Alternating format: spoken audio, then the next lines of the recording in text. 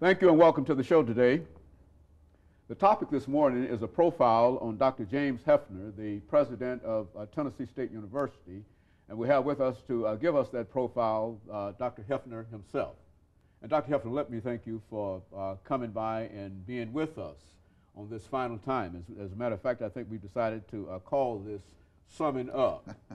The administration of Dr. James Hefner, president of Tennessee State University. And of course, we know of your retirement from Tennessee State University, and we know that you're going to go on and do many, many other things. But Dr. Hefner, what we'd like to try to do today is to give you an opportunity to look back on your whole career, to sort of give us a profile on some of the things that were important in terms of your background, your education, and eventually leading you to Tennessee State University, so that our young people, and not only our young people, but our elderly folks as well, yes, might be encouraged by your career. Let's talk about it from that perspective. Well, I think it started with Dr. Juanita Tate, who taught me economics at North Carolina A&T State University. Dr. Tate knew that I wanted to be a journalist, knew that I wanted to go into business. So those are two ideas that I had as an undergraduate student. But she had never produced an African-American PhD in economics. And she had been teaching for 30 years. And so Dr. Tate decided that I was the person that she was going to train to be an economist and to teach at the collegiate level. So for 3 years, my sophomore, my junior, and my senior years, I had to go to her house from 4 to 5 every day. She lived right off campus. And that started this whole thing of my interest in the academy through her. And so when I graduated, she saw to it that I went to Atlanta University for my master's degree, although I had a fellowship to Duke and Columbia, because I wrote for the student newspaper, and the sit-in started at my school and spread throughout the nation. So Columbia was a logical choice for me to go, but she said, no, you're not going into journalism. You're not even going into business. I want you to go to Atlanta University and study under Samuel Westerfield. And Samuel Westerfield was a young man who received his doctorate in economics from Harvard University, a black man. And I want you to study under him, even though I had a scholarship to go to Duke for my PhD and a fellowship to go to Columbia in journalism. So I acceded to her wish, and I went to Atlanta University. I graduated, and from there I went to Prairie View A&M College, and from there other places. So what happened is I had this teacher who believed in me, who wanted to replicate herself. And from that, I was able to get into the academy. And the rest is history. Atlanta University, master's, PhD, University of Colorado, Boulder. From Boulder, I went to Atlanta, and I ended up at Morehouse College as an endowed professor. I did do some work at Princeton and at Harvard, but primarily I was an endowed professor of economics at Morehouse College. From there, I went to Tuskegee as the provost, and I was there for only 22 months before I became president of Jackson State University. And I was there for 7 years, and this is my 13th, going into my 14th year as president of Tennessee State University. You know, Dr. Hefner, when you look at, and we've got about a minute before our commercial break, and I'll just raise this question so that you might be able to deal with it during our second segment. But when you look at your entire career, at what point do you believe that you had a feeling that you ought to be the president of an institution of higher education? At what point? I mean, what happened in terms of your own career that at that precise moment convinced you that perhaps you ought to go further and seek to be eventually a president of an institution of higher education? I think that what happened is that three people had confidence in me. The president of Morehouse College, you had Stephen Wright, who was president of Fisk, and then Hampton, and you had Vivian Henderson, who was the president of Clark College. And these were my mentors, and these were individuals who felt very good about me. But of course, I was not interested in being a college president because I had a $500,000 endowed chair at Morehouse College. And let us interrupt here, Dr. Hefner, after which we'll come back and give you an opportunity to complete that. And we'll be back with our audience following this very, very short commercial break.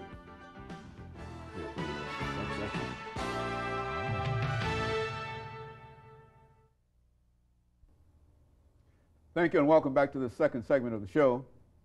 We're talking to Dr. James Hefner, the president of Tennessee State University, and it is a summary of his administration at Tennessee State University and some of the things that were important in terms of his own career. And Dr. Hefner, I think you were talking about the three individuals who played such a significant role in eventually convincing you that you ought to move beyond and to be a candidate perhaps for one of these positions. Talk about those individuals for us.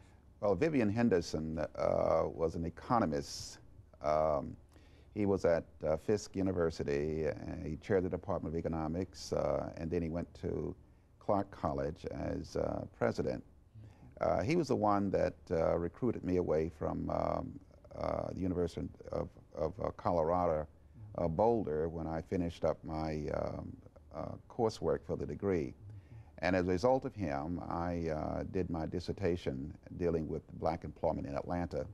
So it was Vivian who molded me, who brought me under his wing as president when he was president of Clark College, and I was one of the faculty members.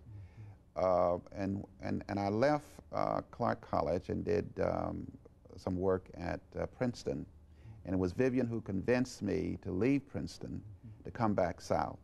And he indicated that you need to give back to the African American community. And so my wife, I moved my family back to Atlanta, and I worked with Vivian. And then the other person who came to my mind was Dr. Hugh Gloucester of Morehouse College. Dr. Gloucester gave me a $500,000 chair. I was the first Charles A. Murray Professor of Economics at Morehouse. I would have had this chair until I was 70 years of age.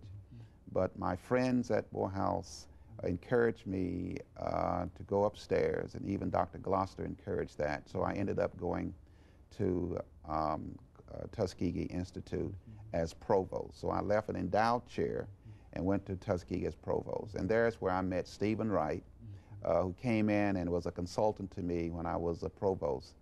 And as a result of those three men, the second year that I was at Tuskegee as provost, they recommended me for presidency. And I was surprised by that, but they felt that I had the values, the know-how, the skills to be a college president. And as a result of what those men did for me, I ended up being a college president. You know, Dr. Hefner, you talk about your stay at Tuskegee Institute. Yes. And I've had an opportunity to, on this show, interview a large number of individuals from Alabama and from Tuskegee and et cetera. But I've never had an opportunity to have somebody to tell me personally, what influence do you still find that Tuskegee Institute left by Mr. Booker T. Washington? Talk about Washington and Tuskegee and how you found what is going on there and the influence that he had there. Well, I was always very interested in W.B. Du Bois, and you know, and of course I did go into Tuskegee with some prejudices regarding Booker T. Washington. And then I found that really, if you look at a corn, on one side you have a certain picture, on the other side you have the other. What they did for each other, they complemented each other, and one was the intellect and one was the pragmatist. And so what I learned at Tuskegee is that the pragmatists developed that institution and created men and women who contributed much to the world. Now, Du Bois, in my intellectual world, is my champion, and so Du Bois was the idealist. Of course, Booker T, the pragmatist. But you need in this world both pragmatists and idealists.